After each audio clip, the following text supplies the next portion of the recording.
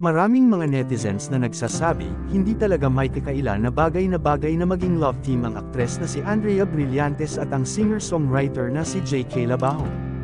Nag-umpisang pag-usapan ang mga ito dahil sa tinamasang kasikatan ng kanilang tambalan, na ayon sa mga netizens ay bagay na bagay ang dalawa. Marami nga ang kinilig at natuwa sa dalawa dahil kitang-kita ang chemistry at spark sa kanilang pagiging love team. Naging trending at usap-usapan ang kanilang tambalan dahil sa kakaiba nilang pagpapakilig sa kanilang manunood.